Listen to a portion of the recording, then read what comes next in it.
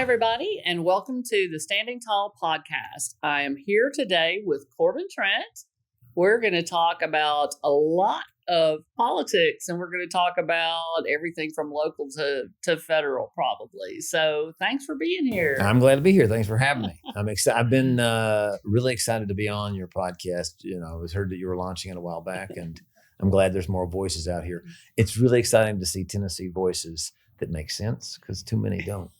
Yeah, it's important, and we don't see those so much. Everybody's looking somewhere else, and I think that you've got to meet people where they are. Mm-hmm. And folks in Tennessee are struggling right now, and they're so busy trying to keep food on the table and keep the lights on that they don't have time to run around looking for good answers, political policy, and who are the folks that are working for them. So yeah. I think we have to take it to them. It's like a job. I mean, like actually being aware of what's going on in your political, spectrum. It's tough. That's one of the things people will say a lot in Tennessee.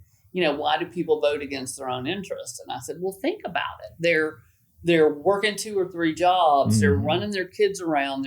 We have the high sales tax on groceries. They're trying to put food on the table and keep the lights on. They don't have time to follow politics the way I do. Right. And the way some of us do. That's a privilege.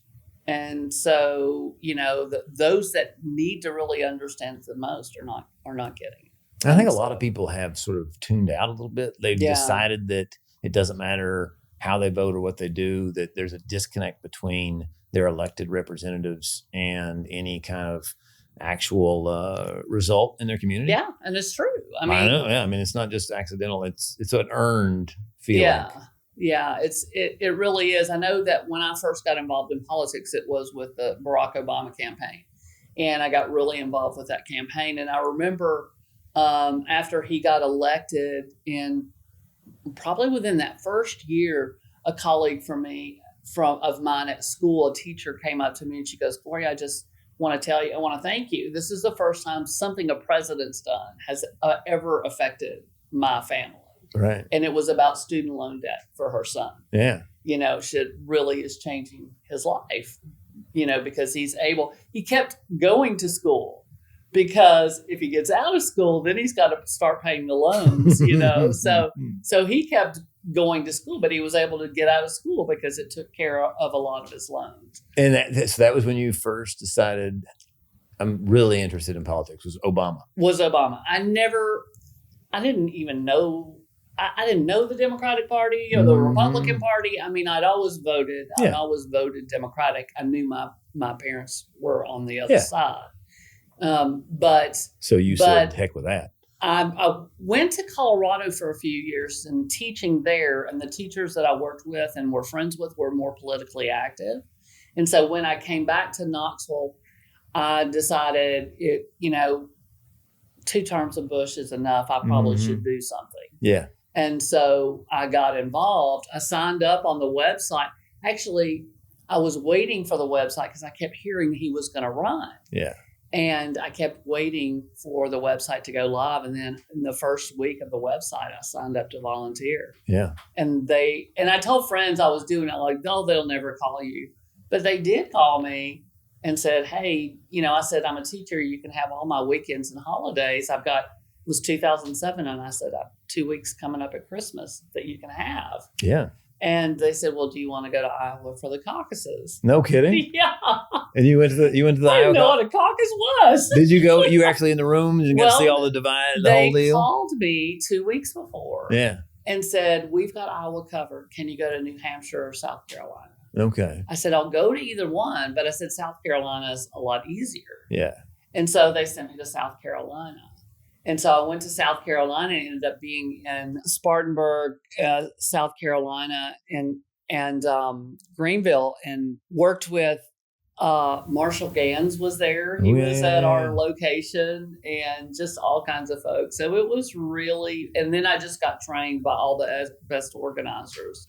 And I came back every single weekend. Yeah. And worked. And then I took my couple personal days. I took them off at the primary. And I was in charge of the staging location there in Spartanburg. And then we won that night. We all drive to Columbia and got to see Barack. Yeah. And Like I in the came room. back to Knoxville after the primary, like, okay, now what? Because Yeah. there's no money in Tennessee. But I opened an office downtown on Gay Street for just the Obama campaign, a volunteer office. And we had 700 active volunteers and did trips to North Carolina to knock doors. And Gay Street's where that stuff happens. That's where I Yeah. opened the office for Justice Democrats. yeah, It was on Gay Street. Yeah. That's right. Yeah. That's Obama right. was like I'd voted for Gore in 2000. It was my first Yeah. election, and I'd voted and stuff. But Obama was the first person that got me interested enough that I did two things. One is that I drove to Asheville to watch him at a rally. Mm-hmm. And I was like, Yeah. I went there and I was inspired. I was excited. The first time I'd been inspired by politics, I guess. Yeah. Same. And then the website came, and when I started, you could actually fundraise. So you could like call your friends and family, you could send them links, and and I don't know, I raised like $500, whatever it was, Yeah. But that was the first time I decided to get completely involved. I had an election night wash party, Yeah. I mean, who does, that was me. I mean, I was, I taught school, worked a lot with the families that I taught, and, go see live music and hang out. That's all I did. And then all of a sudden you get consumed. The more you learn, the more you have to stay involved. And when the local folks involved in the party saw all the activity, they're like, okay, who is this girl? Right. And so they recruited me to be chair of the Knox County Democratic Party. Oh, cool. And so that's what I did afterwards. I remember all the memes after the presidential election and Obama wins. It had all these memes of people walking around with clipboards, like with days, because now what do we do? And it was true. I mean, I think they really fumbled on keeping that energy moving forward. Yes, they didn't go into 2.0 quick enough. No, I don't think so either. But the other funny thing that I think a lot of Tennesseans don't realize. So Bill Clinton won this state twice. He got all electoral college votes from Tennessee, and was credited with this big, transformation, moving to the middle, triangulation, blah, blah, blah. Barack Obama only underperformed him by a couple of points. Yeah. I mean, we're talking, what didn't win Obama Tennessee is that we didn't have Ross Perot running. If we'd had another Ross Perot pulling 11%, then we would have had, so it seemed, people are like, oh, Tennessee, turned red after Obama, but it actually didn't move that much. Yeah. It moved slightly. Now, 2010, of course, with redistricting, and then I think just the sort of exasperation on the lack of things moving forward quickly. Obviously, West Virginia, which had a 100-year trifecta of Democratic control, lost it. We lost, we started losing. We had 5 reps that were Democrat at the federal level. We started losing those. And it was a down, it looks like now they're going to try to run us down to 0. Yeah. It's the best they damn really can. want. I mean, that's kind of the sad part. They're so bad at policy that they feel like they have to have more and more to continue passing their bad stuff, because they know they can't do it on the merits. And in the Tennessee Ledge, they don't even allow debate on their legislation because they know it doesn't stand up to a test. It doesn't even stand up to a debate. And the funny thing, this is probably a little in the weeds, but so I was looking at, because I live in Lenoir City, Loudoun County, and there are certain things about Lenoir City that I'm pretty impressed by. For one, the people that come in and pick up our trash off the street work for the city. There's a lot of things that the city does. Lenoir City Utility Board has fiber. They have all this stuff. There's a lot of cool sort of remnants of the way things used to work for cities and counties that still work here. But some of it's starting to get privatized. There's a lot of pressure to continue privatization. So I thought, well, I'll look in and see, what is the city mayor able to stop, or city council? And it's funny, like so many of our cities and counties in Tennessee have had their power pulled away from them and sent to the assembly and sent to the legislature. Well, the state takes that power. Takes the power. They think they have the best ideas. And these are not idea people that we have in Nashville across the aisle. They're just not.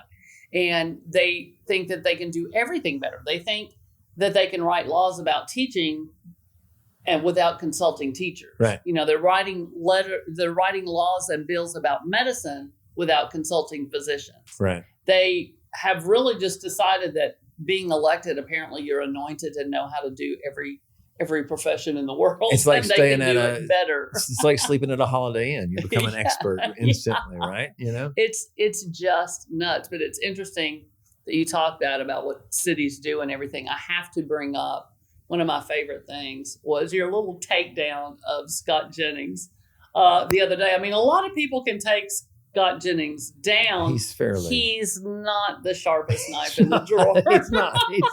He's kind of. However, you had him babbling, I believe, when you all were talking about socialism, and but was talking to a friend the other day, and she said that was the best, takedown or explanation when they go into socialism, talking about TVA and they keep redefining it. Yes. Right. And like one of the things though that I've been kind of, because I am obsessed with the periods of time when America sort of expanded what it was capable of. And obviously in this region, especially, but more other regions as well, that was obviously the TVA, rural electrification. There were, this was a place without electricity. It was a place of abject poverty, well, not just Appalachia, but many, many southern regions. And the New Deal, the Arsenal of Democracy, and a lot of these programs, they created Oak Ridge. They created, Fort Loudon Dam is a stone's throw away from here. Not only do we have this wonderful, beautiful lake to play on, we have hydroelectric dams. 90% of the people that built that worked for the federal government, the state government, or the county governments. And that now would be classified as communism. And what, I was looking at what was going on in FDR's day, and there was the same attacks. They were saying he was a commie, he's this, he's that. It wasn't commie. I mean, it was total democracy, but they were saying there's certain things that we need as a society to be able to function and grow. And we're going to build those things come hell or high water. And they did it, and people rallied. It went from what we have right now, basically, which is a very slim Republican trifecta, in Hoover's era, to within 6 years, 3 cycles, Republicans were done. Democrats had supermajorities, like 75 Senate seats. Maybe there weren't 100 at the time. Yeah. Right. So, and then I think we had 313 House seats at our peak. Then we could basically do whatever needed to be done, and I think that the Democratic Party has been so terrified by Reaganism and the sort of the gravity that's been pulling them is not the same gravity that pulled FDR. Right. And anyway, I think I think that's all just fascinating to think about. I feel like people have really short-term political memories, and to bring that back and to talk about that. And the funniest, I guess, was they always mix up socialism and communism, and I think you tried to get him to say, well, are those different? Which is right. And he couldn't or didn't answer. And then when he said, he said socialism, and you said the government building, and he's like, well, that's not socialism. And I went, wait, what? Even the government owning, they say. So that's the crazy thing. Like when these clips go up too, like people will comment, and these will be like, Republicans. Yeah. They'll say that's not socialism. That's just good government. And I'm like, I agree with you, but the problem is your side is calling it communism. So, what do you want to call it? Whatever we're going to call it is a productive government, a productive society. Yeah, and it's so fascinating to me because you see that ever since I've been running, I've been called a socialist, a communist, a Marxist, and I'm like, nobody's ever defined why they're calling me that or said why they're calling me that. And it was interesting. I went to an African-American policy conference, and we were talking about fascism, and the people there said, whenever you talk about fascism or call what's happening fascism, give 2 examples of why you're saying that. And now I really understand why, because if you can give an example, like when somebody calls me a socialist, give me an example of what I'm doing that's socialist, Right.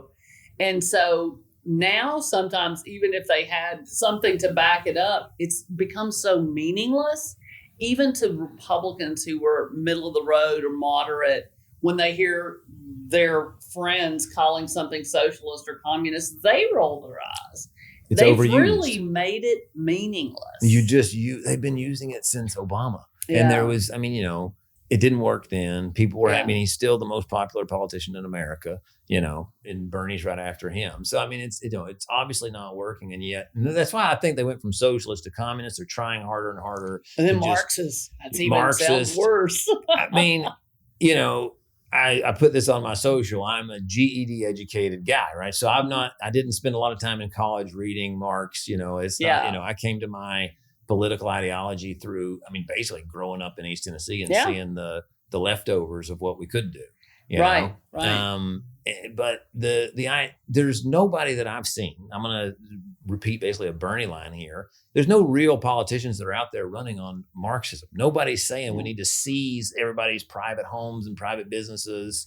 That's like literally not an idea people are running on, you know? And another example I give all the time of what I think of when I think of productive government is that 40% of our hospital beds used to be owned by cities, states, and counties.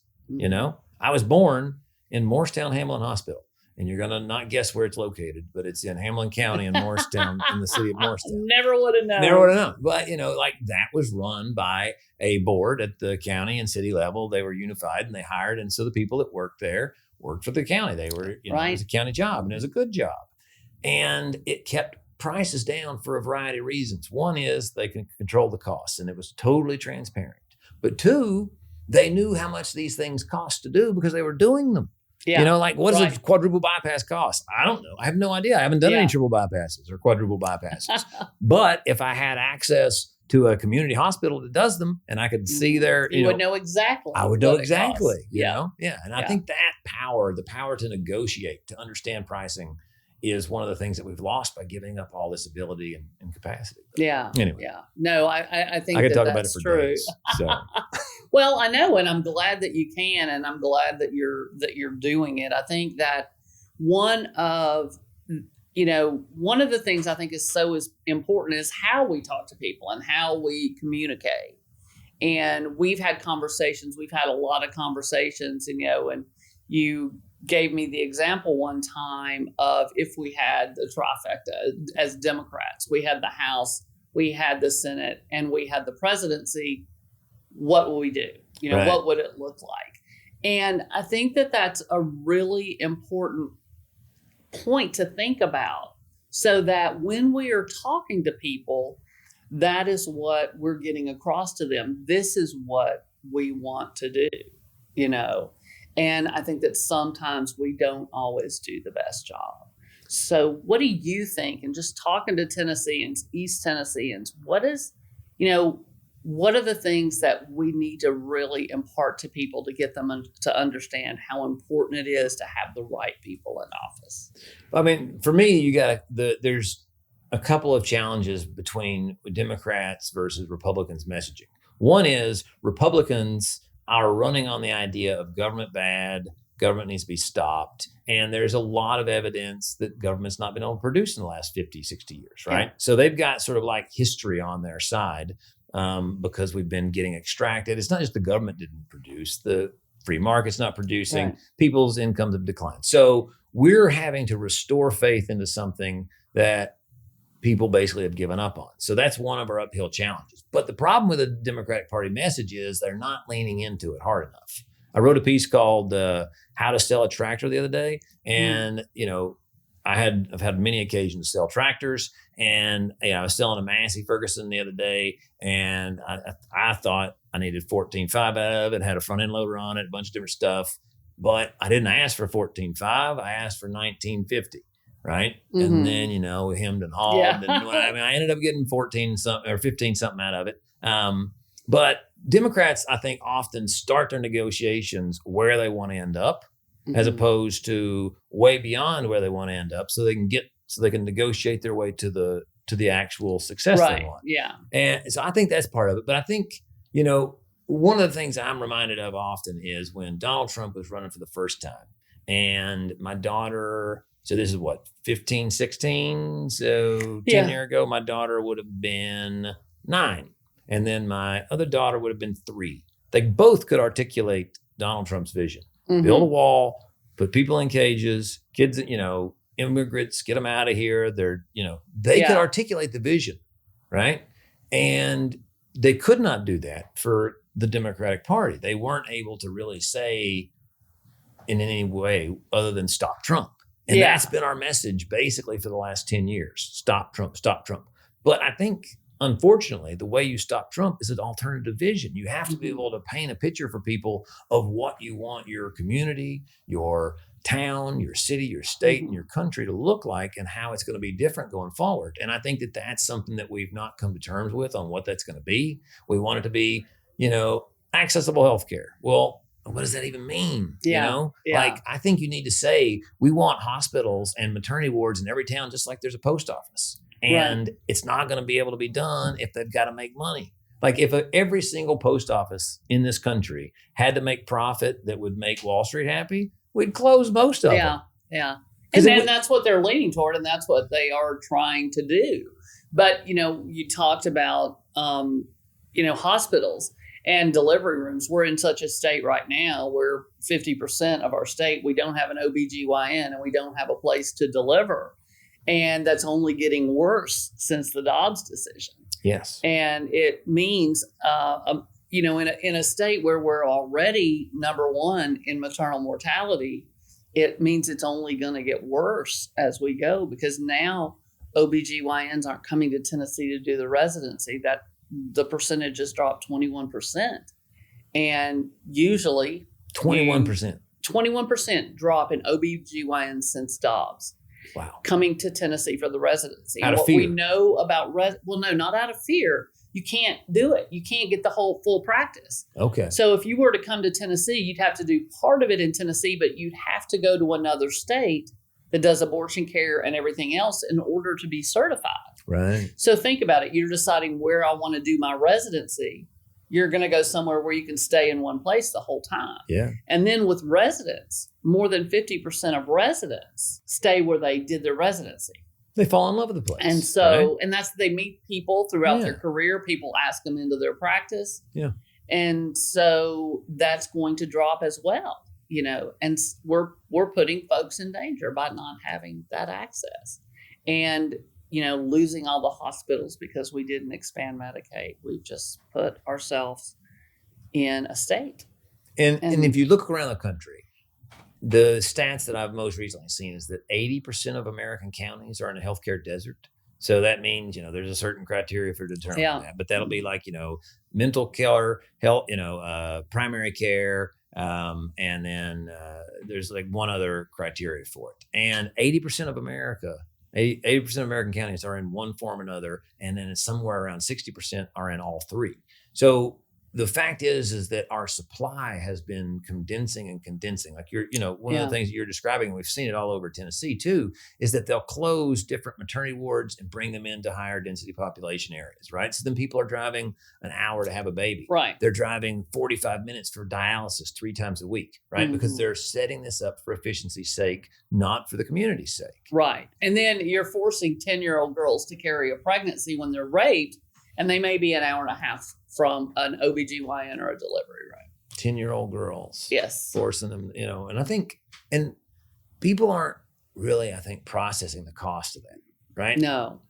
They don't process the cost of that. I was able to take my stepson and some of his friends on a beach trip the other day.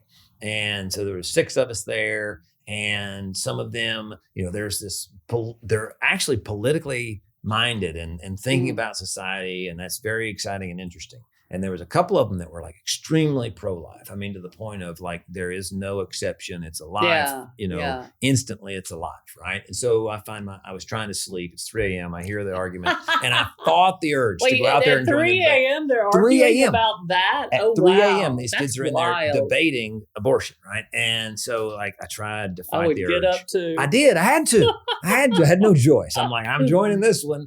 So, we go in there. And so I'm talking about, life and like which life is valuable? When is life valuable? What about, and then how do you separate that from the death of people because they don't have access to healthcare, or the death of people because they don't have access to food, or all the, why is this where we're committing our energy to protect life?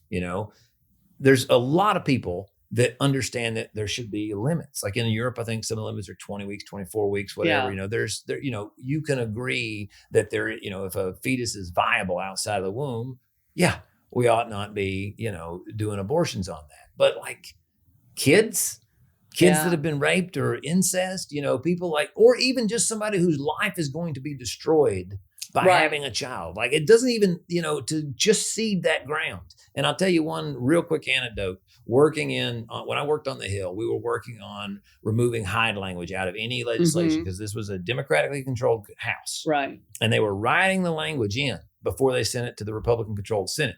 Why? Because they knew that they would come back. And we were saying, let's make them put it back in. Let's do this. And we were going to get an amendment. This is Alexandria's office. We're going to get an amendment put in. We could force a vote on it. And people from Planned Parenthood, people from 3 other organizations that are out there fighting for women's rights and reproductive rights said, don't do that. It'll embarrass a lot of Democrats that are gonna not vote for this. And we've got a 10-year plan. And this is 2019. They had a 10-year plan that was going to codify Roe. Don't worry. This is going to disrupt what we're doing and our vision.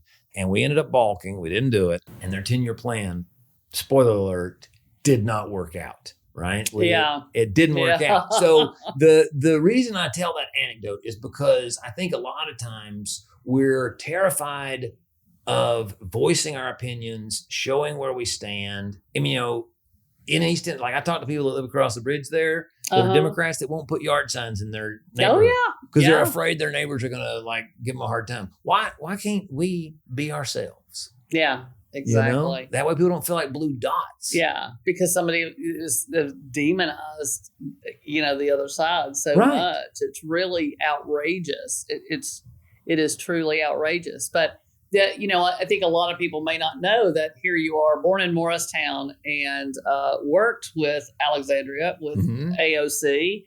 And so, how did you get your first involvement in politics? You talked a little bit about when you got interested, but when did you move it to career? The second time I got interested was Bernie Sanders. So I'd gone to culinary school in New York, left there. I was going to work at Blackberry Farm, but it turned out working all day for really, really rich people was not my bag. I just didn't want to spend all day making their lives better. I thought they had it. I thought they had it fine. So they're good. So I decided to start some food trucks, and this is like 2009 or something like that. And food trucks are kind of popping at the time. We win Food Truck Rookie of the Year out of Morristown, cool. a national contest. And I'm standing on my food truck one day, listening to the Tom Hartman show, and Bernie Sanders is talking, and he's like suggesting that he might run for president. And I'm loving this dude because the way he's talking sounds like he knows Appalachia. Right. Yeah. He talked about opioid epidemics. He talked about closures of factories. He talks about, all the things that I'd seen throughout my life. He's talking about it. So I decided then and there, if he does run, I'm going to be involved any way I can. So he does. I sell the food trucks, and then I just start driving around Tennessee doing this thing called Tennessee for Bernie, hosting events and all these things. The campaign gets wind of it. They asked me to come up for an interview. I get hired on Bernie's 2016 campaign, and I'm on that basically through California. I met some amazing people, sort of like you. You're talking about your Obama thing, right? And you came back and you did your work here in Knox County.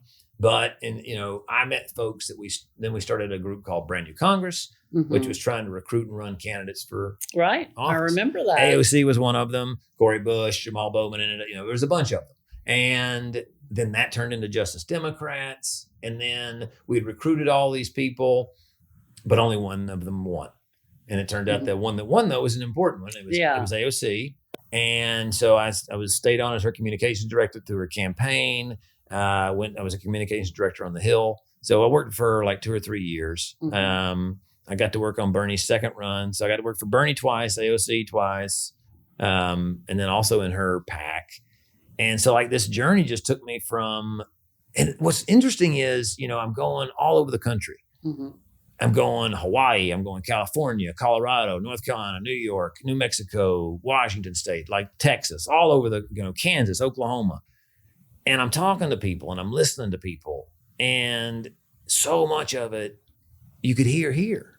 It's the same stuff. That's an interesting thing. What is similar? I'm always pulling that out. Rep Salinas and I, we went to Greece a couple summers ago. Yeah. And it turned out it was hilarious because the the person who owned our Airbnb, turned out he was the campaign manager in Greece for the governor and lieutenant governor of where we were, the Ionian Islands. And so he took us to meet the lieutenant governor. And we went to his office and sat down, and I talked, what are your three biggest, issues or problems here? And it was interesting because it was housing was one of them, which is what we're struggling with. And they were very similar. It was housing and dealing with all of the people at like the difference in the numbers between when the tourists are gone and when the tourists are there, and just like kind of dealing with all the logistics of that. And I said, that healthcare was he goes, well, healthcare is not an issue here. And I was like, yeah, I know, because every little town that I've been in, I can just walk in. I have to take my blood every month. And I took my little kit with me because we were there a month and it wasn't working. So I just walked into a doctor's office and said, hey, can I get this blood test? Which I couldn't do here because I'd have to have a doc order it or whatever. But I just got the blood test, paid a little cash for it, not much, and got my results the next day, and there was nothing to it.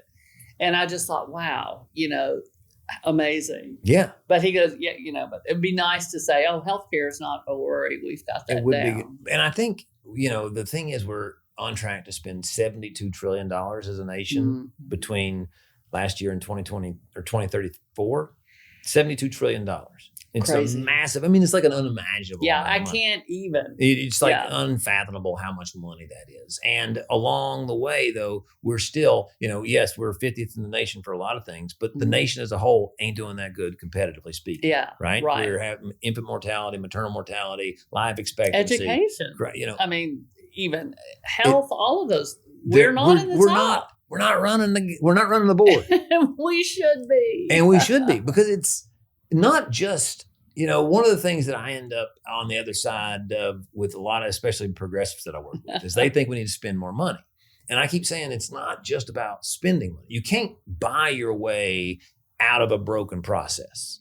If healthcare, if the system we have, the more money you give it, the more it consolidates, the more it buys up, the more it closes other hospitals, the more it closes maternity wards for efficiency's sake, then the more you fund it, actually the worse the problems get. You need to change the system at the same time. Yeah. And the other thing is, like, the analogy I've started coming up with lately is that, it doesn't matter how many vouchers for Ferraris you give Americans. If you gave every American in the country a voucher for a Ferrari, they would not be able to get a Ferrari tomorrow. Yeah. Just doesn't, there aren't enough Ferraris. And it would be, I don't know how many decades it would be. I haven't done the math yet, but it would be decades and decades before everybody would be able to get one. Probably 100 years. I have no idea what their production lines are. But that's the case also with healthcare. Medicare for all is obviously the best way to do insurance. There's no doubt. But we don't have the supply. Like I was talking about earlier, 80% of the counties, like schools. We can fund schools, sure, but we need more of them. We need more good teachers. They need to be spread out, and so it's like, the problem is it's work. The solutions aren't, and I think a lot of times politicians, they have great ideas, great hearts, but then they look at how much work it would be to actually fix things, and they kind of get overwhelmed.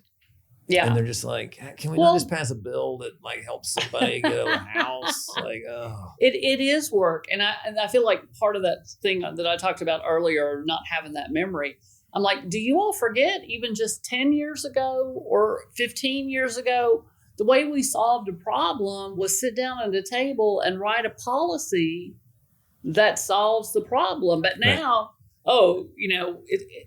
it's mass deportation is not a policy. No. It's certainly not a solution. It's just a way to create chaos and divide us. We could write immigration policy that solved any problem we have with immigration.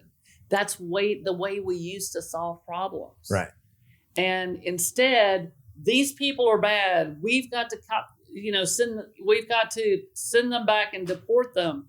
But mass deportation is not a policy. It's not fixing anything. And the funny thing it's about like they that, forgot how to sit down and write policy. or even think about what your policy's intended to do. Yeah. Like the point of mass deportation, I assume at least, isn't just to be punitive. I assume it's not just to be mean to immigrants and, undocumented immigrants. Like they sell it at least as a way of making housing cheaper, wages higher. They sell it as none this of those things are a result of but what they're none doing. of those things are a result of that, right? And like, you look at any report, Brookings Institute, doesn't matter how right-wing the report is, what they'll tell you is that even undocumented immigrants are paying into a system more than they can even hope to get out. Exactly. That whether it's Social Security, whether it's Medicare, Medicaid, that the majority of people working undocumented are paying taxes, period. They're paying the same or more taxes than I pay, and they're getting nothing in return. Nada. Zilch, right? Yeah. So when you start pulling these people out of the economy, out of the country, out of the community, you don't know what you got till it's gone. Yeah. And it ain't, like if you could Thanos snap your fingers, for all of our Marvel fans that know what that even means, and like get rid of the world, half the population, it's not as good of that. It's, like you think, there goes half of your GDP. There goes half of everything, all the people that do the work, all the people, it would be a lonely existence too. Yeah. Like, and what kind of community would you want to have? Like I'm surrounded in Lenore City here. We are surrounded by a real patchwork of people. Like, you've got Guatemalans here, you got people from Mexico, and, lots of Latin America and South American countries are represented, and they're amazing neighbors to have. Yes. They're very, absolutely. very amazing neighbors. And they are hardworking individuals that are doing more than I would think is due of them even, And, absolutely. And then, but it's presented as this idea that they're the enemy, And I was telling somebody on Newsmax the other day, I'm like, you keep talking about the enemy is like these homeless people or these immigrants, and they're like living under bridges or in squalor. But the people that are really oppressing us live in mansions, or they're buying islands and shit. Absolutely. Right. They don't live under bridges. Mm-hmm. That's not who's getting your money. That's exactly right. That's exactly right. And they've done a pretty good job of saying that someone else is the enemy. What is your version of how to work in a fact-free environment where facts don't matter? It doesn't matter how much data. Because I think the Democrats, we often try to use data to prove our points. Right. It really doesn't. And so what I try to do is just talk to people about, the realities of how things affect. Like I don't say, Tennesseans, a Tennessee family should be able to go to the doctor when they're sick. Every kid in Tennessee should be able to go to the doctor when they're sick. Mm-hmm. No one should lose their home or their business because they get sick. And that's what's happening. We have one of the highest medical bankruptcy rate in Tennessee, right, because of and not having access to affordable health care. And it's so frustrating. I mean, but we have at least gotten to the point where the majority of Tennesseans believe that we should have expanded Medicaid, or we should expand Medicaid.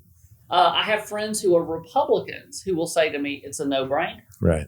And it's only the elected officials who disagree because of the lobbyists that are filling their coffers. Yeah. That's all it is. I just remember AFP in the hallways every day and getting all the Republicans to get their picture made in front of the AFP sign. Really? Oh, yeah. It was a huge little standee thing they had there, and they got all of them there, and to say that they, were going to vote no on Medicaid expansion. And the very first thing that came up was AFP claiming victory by defeating Medicaid expansion. Yeah. And they did. Billionaires stopped regular Tennesseans from having access to affordable health care and bragged about it. And the Republicans that these folks in my community voted for took that health care away from them, or that access to health care. And that's the irritating part to me, is how divided or disconnected representatives are from the constituents and what they desire, and that's, I think, a lot of times both parties, right? They end up not really. It is. I mean, I have some of my own colleagues who will call me up and say, Gloria, what's like the feeling on the ground? What's, I'm like, huh? Because I do talk about my colleagues. You're the horse whisperer? The aisle, yeah. I talk about my colleagues across the aisle. Sometimes I really feel like the only places they go are church and Republican meetings. Right. I don't even know if they go to the grocery store or any of these things because I feel like they're never talking to regular folks or folks who might disagree with them. Right. Because when I go out in Knoxville, I'm constantly surrounded by people who aren't in the same party as me and who have differing opinions. And in my own family, if I'm talking to much of my own family, they also have different political opinions.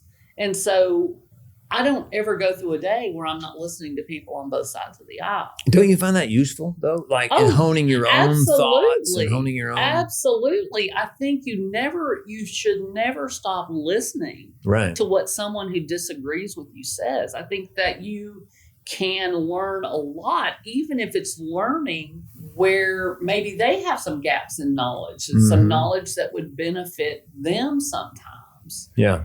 Because I think a lot of times if you're listening to one or two sources for your news, we talked about this the other day, my producer and I asked her, I said, because he's so much younger than me, and I said, think about, when Roots came out, there were 3 TV channels. And so we were doing an interview with the folks, grandchildren of Alex Haley, and 130 million people watched the miniseries Roots back in the 70s.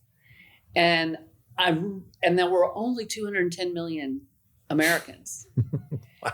And so imagine that. Imagine more than half the population seeing a miniseries and really for the first time getting a picture of what slavery looked like and how horrible it was. Yeah.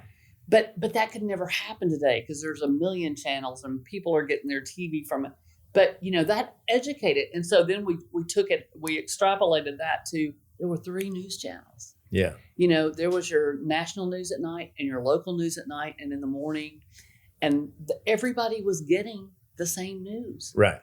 And I think that's why people were actually more educated in a lot of ways about what was happening. And then I think, though, you've seen media kind of become entertainment, for one thing, right? Yes. News become entertainment, right? And then the right wing, or I don't know what you want to call it, but this sort of like the folks, the ownership class of media, the people that are rich enough to own media corporations, whether it's Rupert Murdoch or, Ellison family or whomever, what you've seen is them buying up more and more and more, right? So you've got this Sinclair network, you got this network, and what you end up with is what looks like a broad sweeping spectrum of media, but it's one narrative told in like 13 languages. I mean, it's all English basically, but it's like 13 perspectives, right? But they're leading you in the same spot.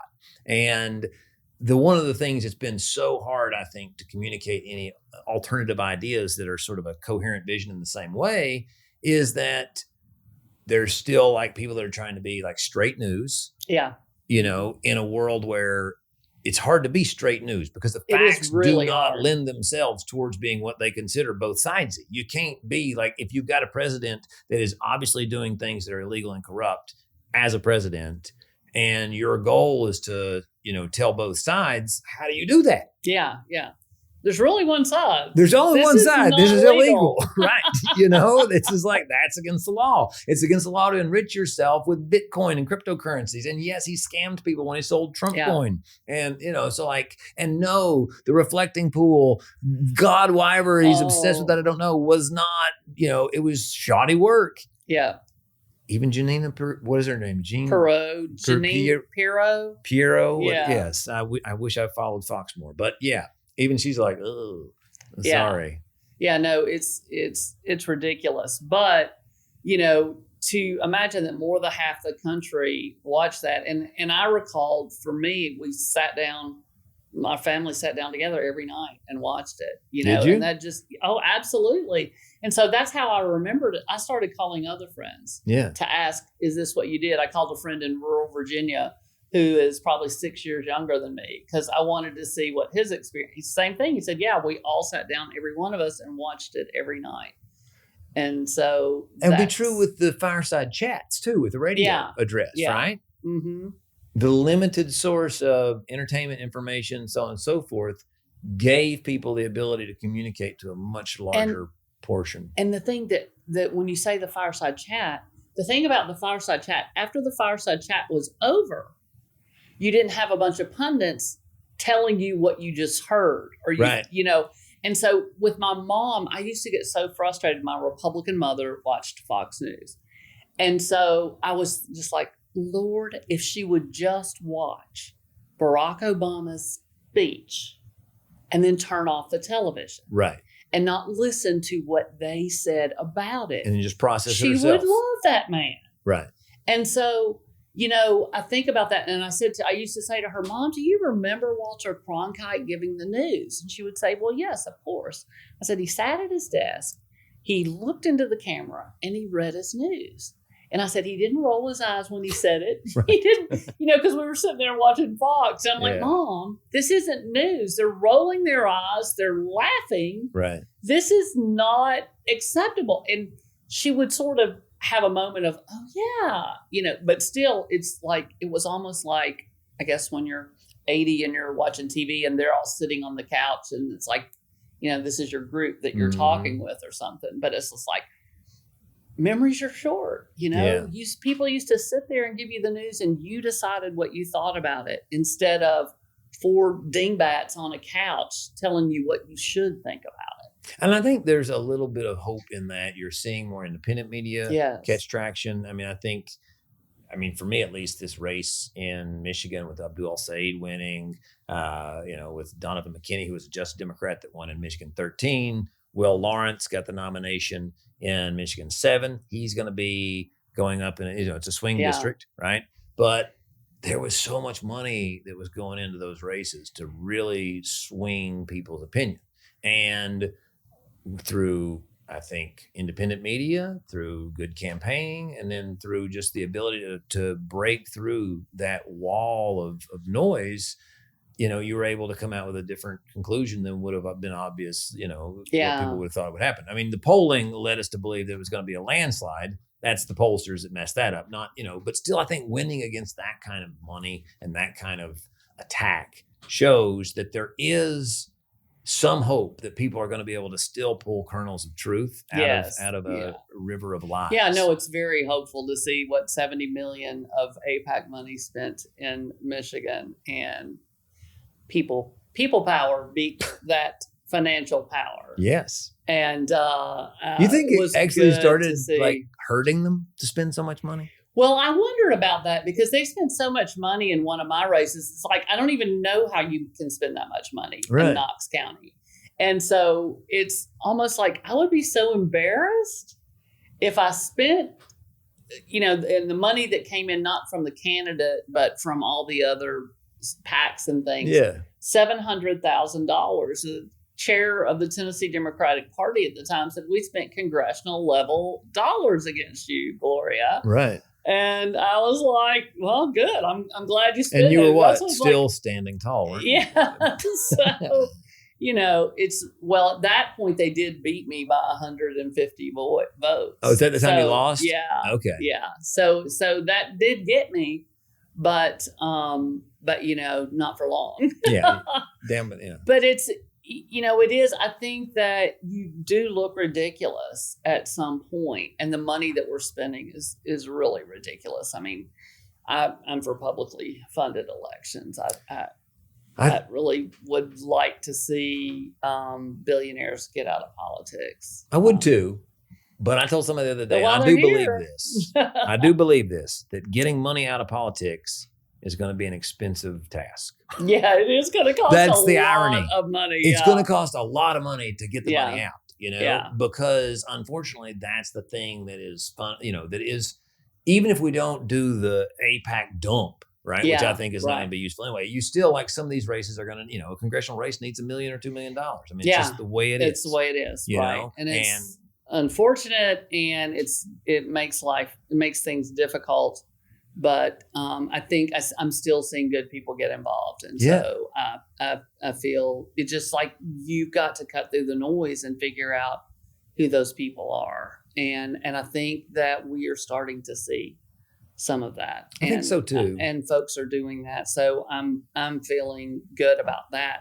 But in talking about that, tell me about what you're doing now. Tell me about A Fight Worth Having. Yes. So A Fight Worth Having is a dreaded super PAC. And Dun, dun, and people are like, dun. why in the world did you do a super PAC, Corbin? I get it. And the reason I did a super PAC is multifold. One is they made this entity that can do so many things. I can do polling, I can do research, I can spend directly in campaigns. Like a lot of times you can't spend directly in campaigns, but I can be directly involved in campaigns. I can do research. I can do almost anything involved in electoral politics and research about that. And I think that gives, the other thing you can do is you can get big dollar donors, small dollar donors. There's no limits. It's actually quite useful. And the last thing I love about it is that it's completely transparent.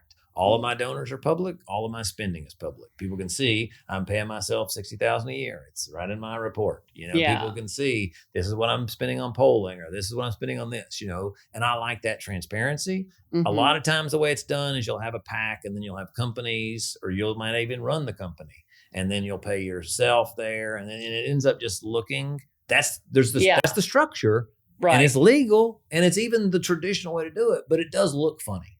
Yeah. So, but it exists essentially. We've been doing polling, and we did polling in New York 15, Arizona 4, and Missouri 1, which was Richie Torres's district. Michael Blake was running against him. And then Arizona 4 was a guy named Kai Newkirk running a really good race. And then Corey Bush running against Wesley Bell. And we did polling for the horse race.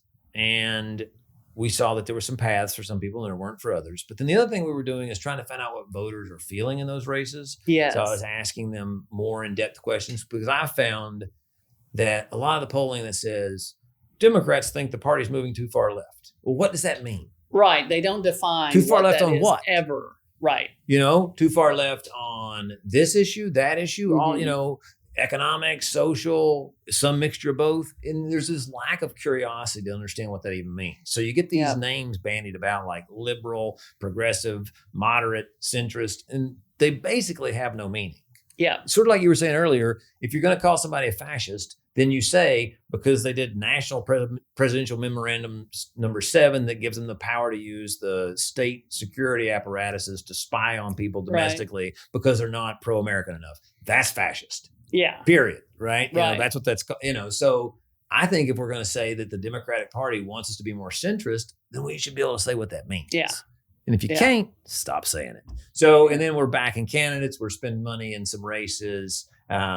We're building a lot of tools that we're going to be able to provide to candidates. It's, it's just a continuation of the work that I started doing with Bernie, Well, so one of the things that I really like about what you're doing is you're trying to get a group of candidates together running on a platform, so that you might be the only one in your area, but there are people across the country running kind of with you on those issues and those topics.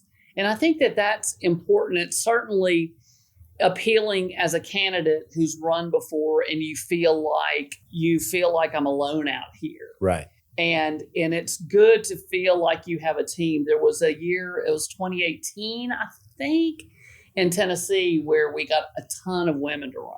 Yeah. And it was so great to feel like we were part of this team of women all across Tennessee who were running. Yeah. So I just think that camaraderie, the ability to share and talk about what works and kind of learn about what does and doesn't work in different places. I just think that's super beneficial to have a group of folks that can share ideas, share a platform, and feel like they're not out there on their own. Because you're going up against other teams. Yeah. And if you can't have a team, then you're going to get absorbed. And I think, so Will Lawrence is an example that I think is going to be very deterministic of the progressive movement. Right now, Will Lawrence is in Michigan 7. It's a swing district.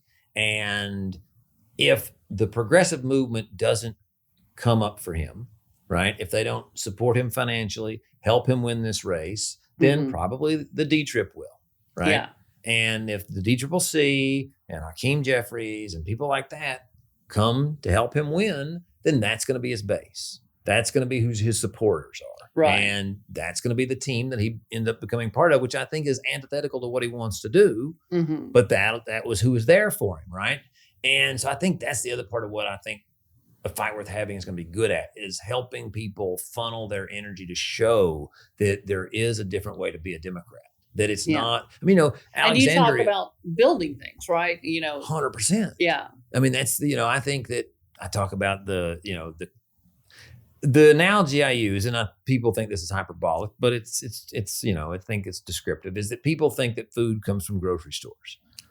But food comes from farms and ranches and, and processing facilities. And I know people don't think, I think some people just sort of don't think it beyond that. They don't think about it because they don't have to. Right. But if we don't have the supply side that puts the food in the grocery store, then it ain't there. Right. And it's the same thing with healthcare. It's the same thing with housing. And in Tennessee, we've recently seen a massive increase in the cost of housing. But what we've not seen is a massive increase in the building of housing. Right.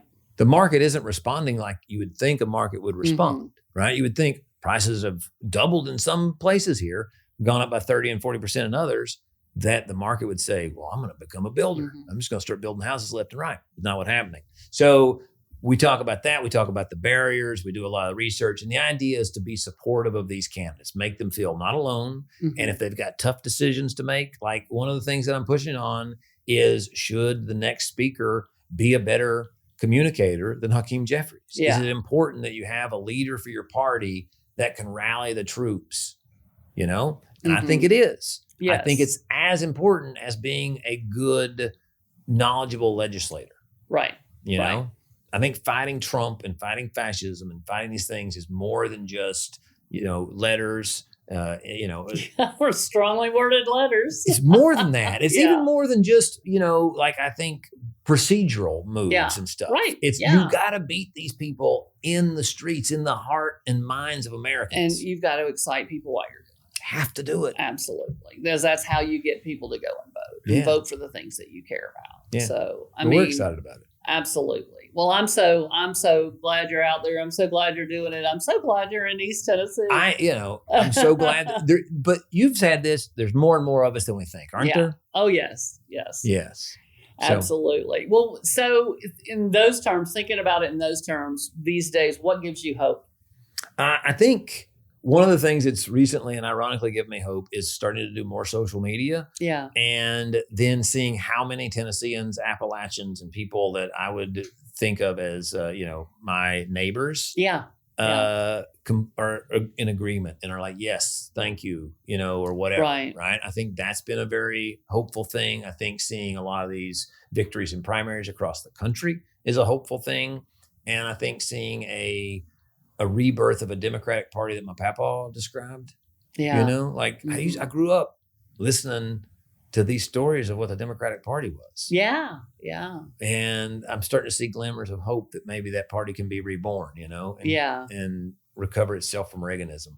But I think everything I look at is hope, and maybe I'm an optimist, but that's me. But I think that's why we stay in it. I don't think I could stay in it if I wasn't hopeful, I mean, I understand. I do have those friends that say, I can't watch. I've got to turn it off. And I very often say, that's your privilege that allows you to turn it off. Some people are living it and can't turn it off. So think about that. But yeah, for me, I do have a lot of hope in the people I see coming out and the people that are reacting to what we're talking about and everything.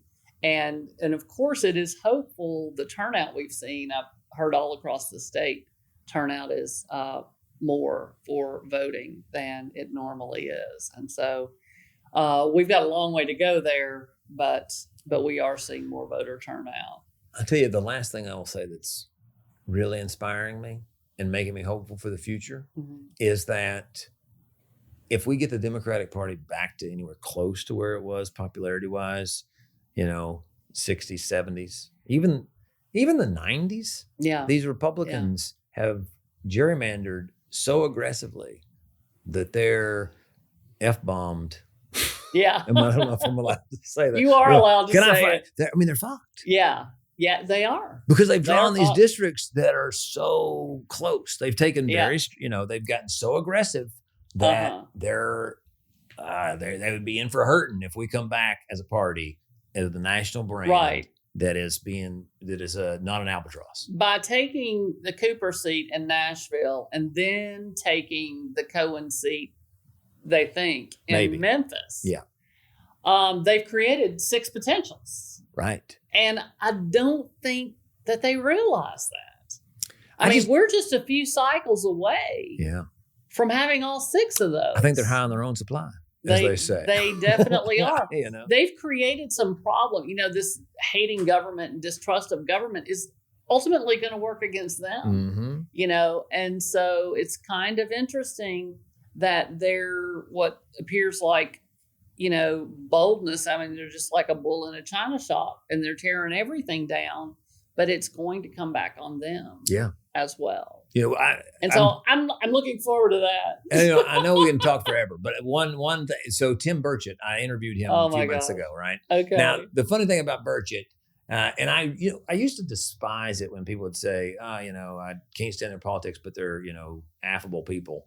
I remember thinking to myself when we were pitching the Green New Deal, you know, maybe since Burchett represents Tennessee too, it's got Oak Ridge, it's got all these dams, it's got TVA. Maybe he'll understand what the idea of a Green New Deal is. Maybe he'll see beyond. Bless your heart, Corbin. Bless my heart indeed. I spent an hour and a half in that room. It was me, Shoykat Chakrabarty, Chief of Staff for AOC, Alexandria, Burchett, his chief, and his comms director. And I spent an hour and a half in that room listening to Worm Farm talk. Talking to me about black fucking gold from worm farms. Did you get to Sasquatch by any chance? We didn't make the Sasquatch nor aliens nor any of those things. Now, he always gave me a ride home from the airport because we'd fly in a lot together. He'd give me a ride home, you know. But my God almighty, it was such like, you know, I thought, he doesn't like big corporations and monopolies. And, you know, I thought we'd have some room. There's no room. No room with that man. None. There's none. And there's just not a lot happening, firing up here. I think that could be part of it too. Because the question is, if it's not the government that's going to have a little power, Tim, then who? Are they anarchists? He's going to have somebody tell him the answer to that. Because I tried to have a conversation and extract it. Well, it wasn't. I couldn't get in there. You can talk to this wall. The whole affable thing. That's really something. But I'm glad you brought that one up because I think that's important, especially for people in our area, you know, to really understand that he doesn't understand half of it. And he's gone around in that Carhartt jacket forever as if he's some man of the people and working on, you know, he has a farm now that he's made enough money to buy one. But he grew up in the wealthy suburbs. They call it gentleman farmers. Yeah, well, whatever. Yeah. But it's kind of funny. But I remember when AOC first got elected, I was like, I wish she would wear some Carhartt overalls, because they would make a huge deal of it. Nobody would care about his Carhartt jacket, but they would notice if she had some Carhartt overalls. The crazy thing is, like, there's this song I love. It's called "Me More Cowboy Than You," right? And it's like this. There's this whole race to be. Like, my stepson is questioning my Appalachian heritage. You know what I mean? He's like, you know, are you? You don't sound right. Yeah, I was like, are you really? You know, I think I'm more country than you because X, Y, or Z. And I'm like, man, you know, I've been farming, gardening, and growing tobacco and doing all the things I do. I don't wear Carhartt because the shit's expensive. I wear Dickies if I'm going to the house, and I don't wear it around. Like, well, am I walking around town trying to prove to people that I work for a living? If I'm out on a job site. You know, when I was a GC, then I'd wear job site clothes. But if I'm going to, you know, have dinner, I don't need to dress up as a general contractor because I was one. You don't need to be in the Oval in your Carhartt jacket. I didn't need that because, you know, they had temperature control in the Oval. I mean, you know, it's such a bullshit narrative. You know, you're trying to play this role because you ain't it. Yeah. You know, just be who you are. Right. Be the little rich boy from the suburbs of Knoxville, man. Yeah. I remember the first time they were getting pictures for me for politics, you know, campaign pictures. And I was just like, I'm not wearing a hard hat. I'm not, don't do this stuff to me. I'm not sitting on a tractor. I'm not wearing a hard hat. That's not me. Not you. You know? Exactly. So, it's pretty funny, but there's a lot to hope for, I think. So these elections, we're going to see what happens. Today is primary election day. You have to go. You need to early vote. I won't give you the lecture. It's across the street too. Oh my It's God. literally here. I Corbin. walked by it to get my coffee. And I would just stop in and troll the Republicans on the way there that were working the tents. I took the time to troll people who were going to vote. Don't you? I mean, I would love, sometimes I would drive out to Farragut to vote just so I could ask loudly for a Democratic ballot. It's fun, right? It's very fun. It's a little bit of fun. So, but thank you so much for joining me. And thanks everybody for tuning in. It's been a great conversation with Corbin Trent. And I'm sure we'll come back and revisit maybe before the other elections or after, see what's up. But thank you all for tuning in to the Standing Tall podcast, and we will see you soon. Tennessee rise, sleep out of your eyes. Your thoughts